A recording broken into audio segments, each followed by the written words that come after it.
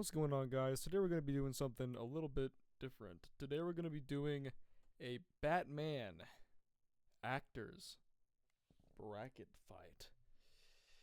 Yes, bracket fight. I don't talk about Batman a lot on this channel, but I decided I wanted to do this because I'm very passionate about live action Batman. Um, so we're going to be doing all the actors here, and I have a lot of specific thoughts on these actors. A lot of hot takes. So we're going to get started. Starting off with these two. Now, I don't know these two. I never watched the really old Batmans. So I'm just going to say that one. Next up, we got Adam West versus Michael Keaton. And as funny as Adam West is, I'm going Michael Keaton here. I mean, how could you not? I believe this is Val Kilmer versus George Clooney. I think we know.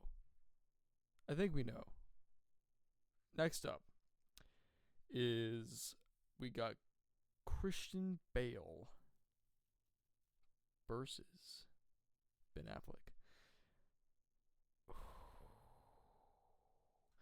I'm going to explain all my choices after this.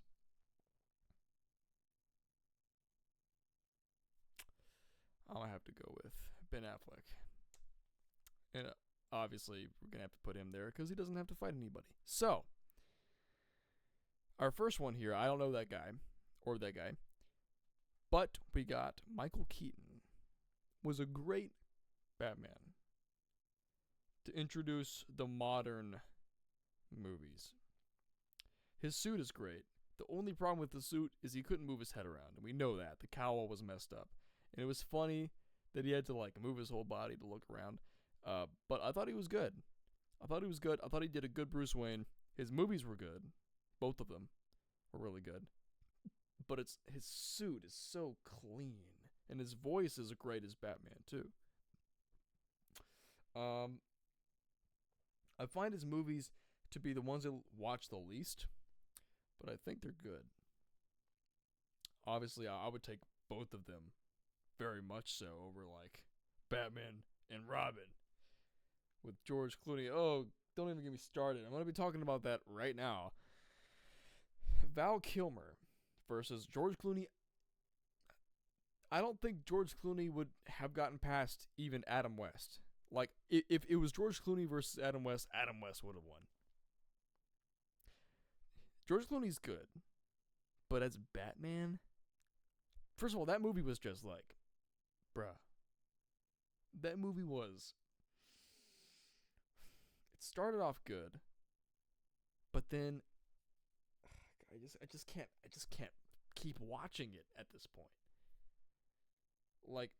Val Kilmer, I'm gonna be talking a lot about Val Kilmer in a little bit. He clears. Obviously, he clears.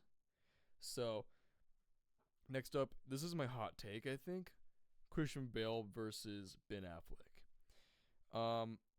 Now the movies that Affleck appeared in weren't the greatest, but his suit was amazing. We know his suit was fantastic. I mean, technically, if we're not counting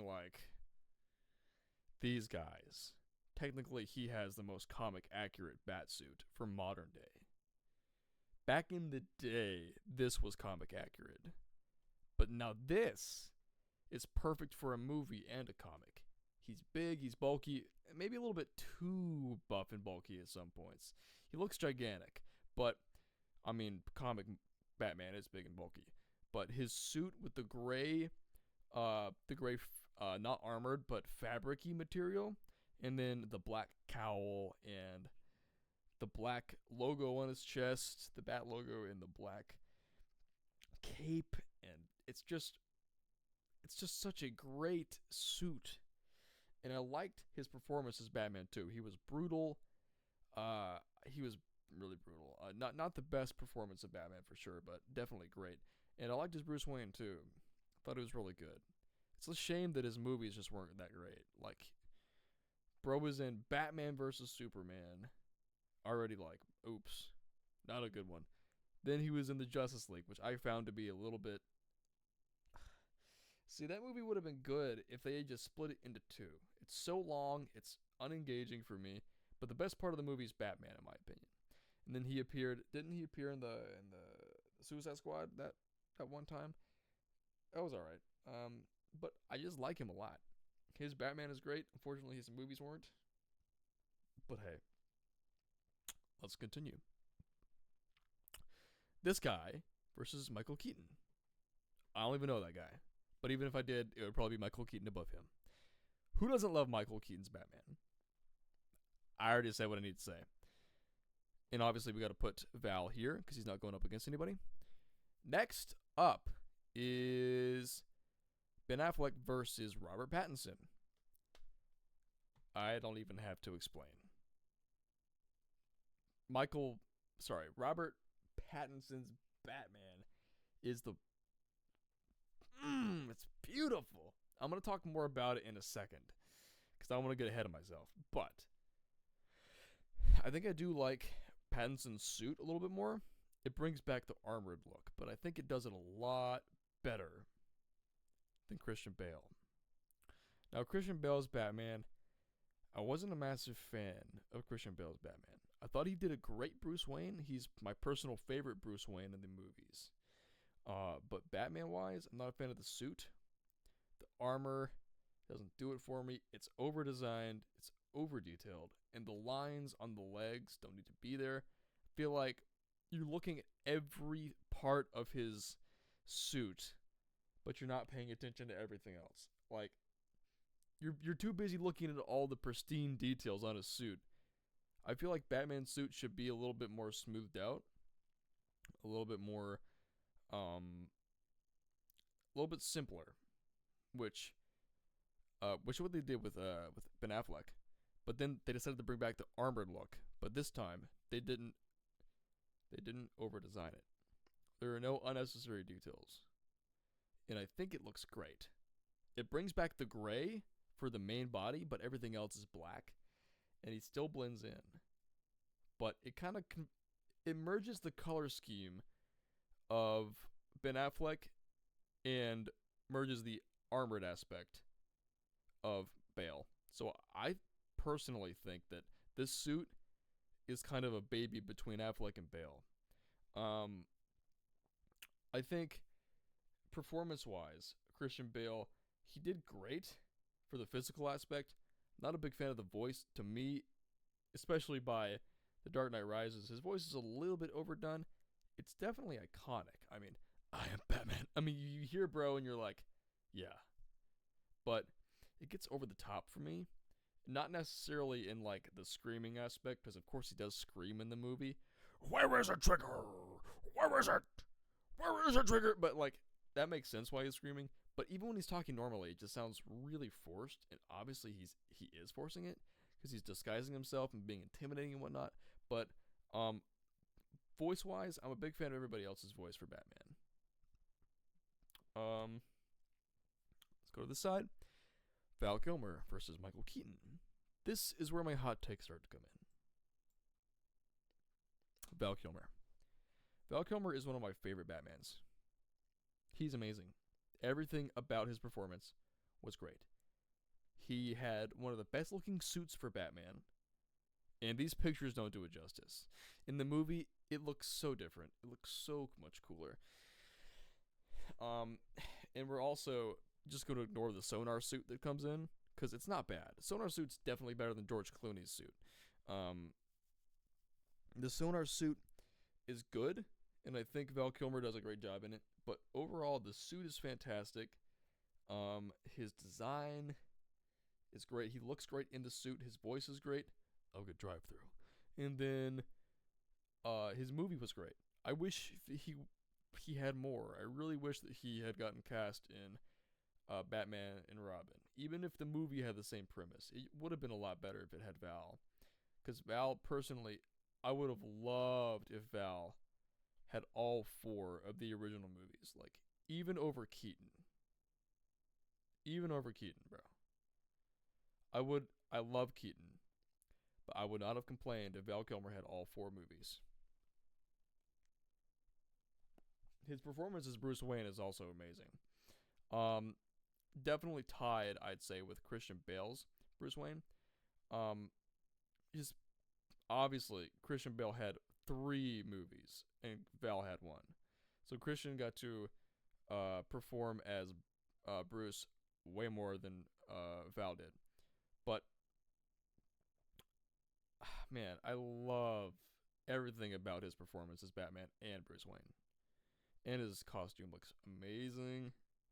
Movie, I loved the movie. A lot of people don't love the movie. I love the movie Batman Forever. Honestly, my second favorite Batman movie.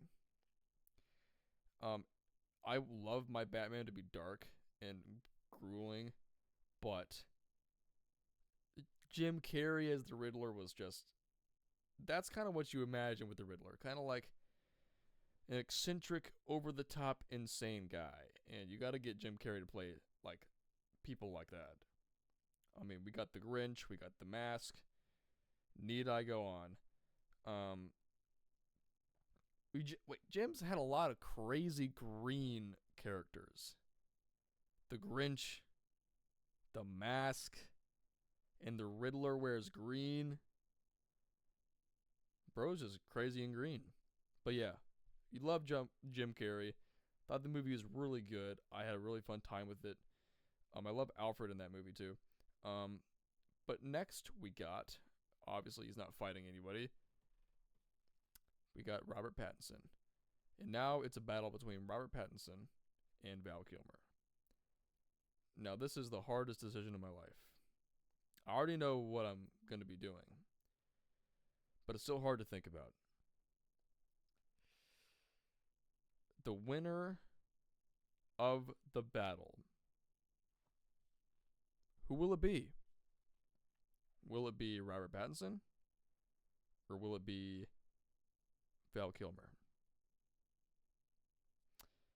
We gotta put some respect on Val Kilmer for this Batman performance.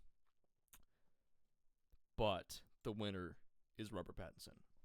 Not only is The Batman the best Batman movie we've ever had in our lives, but his Batman performance is the best we've had in our lives as well, in my opinion.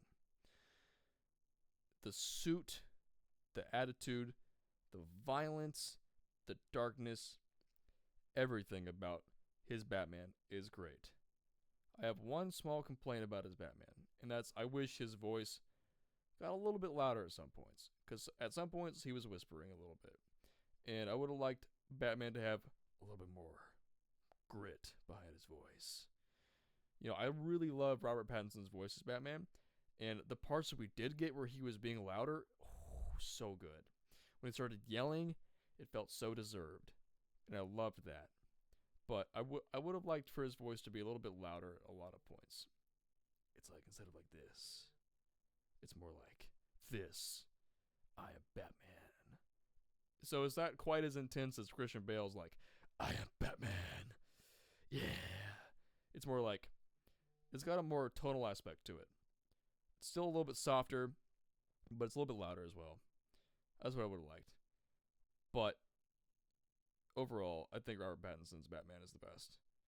Val Kilmer is a very close second. Very close. I mean, it's very close.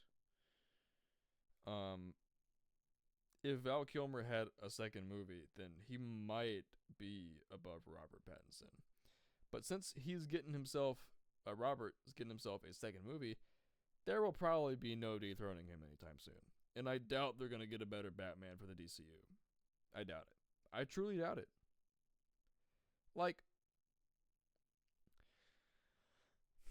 I'm trying to think of what they could do to top it. There's probably nothing they can do to top it. They're going to go back to a more fantastical vibe, I think. It's not going to be funny and campy and silly. James Gunn already said that he wants the DCU Batman to not be funny and campy and silly. But we're talking about the same universe that the new Superman takes place in. I severely doubt the new DCU Batman will be as grounded as the Batman. I think that it's going to be a little bit... It's not going to be like Batman Forever, but I'll say this. I think it's going to lean closer to Batman Forever than the Batman. It's going to be closer to that movie than it will be to Batman. The Batman's the most grounded movie we've had. It's the most intense and darkest and most brooding, and it's just the most, because like, it's extremely grounded when the Riddler, you can't even tell it's the Riddler until he starts drawing question marks everywhere. That's because the Riddler in the comics is very eccentric. He wears the bright green hat with the cane and the suit, and Jim Carrey did a great job. But the new Riddler in this movie is more of a reclusive psychopath. He's very elusive as well. He wears a dark green bodysuit and a mask rather than the suit and the hat. He's definitely more psychotic. He's still crazy like he is in the comics, but in a different way. A more grounded way, a more earthly way, I'd say. Of course, people like Joker still exist in real life. People who are just outright crazy. But you can tell the movie's a lot more grounded in pretty much everything that happens. The movie's so grounded that a lot of what happened could happen in real life. There are a few moments in the movie, like where Batman is in the Batmobile and he jumps over the ramp when stuff is colliding and jumps through the fire. That would not happen in real life. But a lot of it would. A lot of it feels very grounded on Earth. Feels like the most intimate Batman story we've had. We got no aliens, no space stuff, no superpowers, just a man in a bat suit beating people up. There was no whimsy. It was very dark, and it was grounded, and it was great. But the DCU Batman, it's probably not going to be like that. It's going to be dark, but it's probably going to lean more towards a Ben Affleck type of guy. Probably a little bit smaller, but the suit's probably going to be similar. There may or may not be chonies. James Gunn said there will probably not be chonies, but you never know. I'm guessing the bodysuit is going to be more gray than black. And the cowl will be pretty similar to that of Ben Affleck, but the ears will be a little bit longer. And they're probably going to give him a utility belt similar to that of the comics, where it's like the brown bags rather than like a golden belt like Bale wears. The suit will probably not be armored, and I imagine it'll be a lot more simplistic than that of the others, especially Bale and Pattinson. There probably won't be a lot of muscle detail on the chest like there is with Val. That's just what I feel, and I don't know who they're going to do for the first villain. Probably won't be Joker, probably won't be Riddler. It'll probably be the Penguin. But at this point, they might go for a more lesser used villain, because James Gunn said every Batman story has been told, which this is not true. This is definitely not true. If we're including all the animated things, including shows, animated movies, live action movies, everything, then yeah, closer to that. But not in live action. Come on, in live action, there's still so much we can go over. I mean, we've never had a Red Hood in live action. Well, not including Titans. In live action movie, we haven't had Red Hood. Titans did a lot of Batman stuff. So if James Gunn is also referring to Titans, then yeah, a lot of Batman stuff has been done. But we've only had one Robin in the modern movies. The Robin that appears in A Batman Forever and Batman and Robin. Of course, we see Robin in the Adam West movie, but that's not a modern movie. It's like from the 60s. So modern Robin is a very rare occurrence in live action. We've had, as far as I know, we've had the Robin that's in these movies, and then we've had the Robin that was in Titans. My personal favorite Robin of all time, by the way, in Titans. That's my favorite DC show. It's so good. I love Titans so much. But we haven't seen much Robin. So we got plenty of stuff we can do with Robin in the movies. I'm just a little bit worried because it's gonna be impossible to top a Robert Pattinson movie as Batman. I just hope that they have the exact same understanding as Batman that the writers and director of the Batman have. I feel like a lot of the directors and writers didn't have the most firm grasp on Batman until we got the Pattinson movie.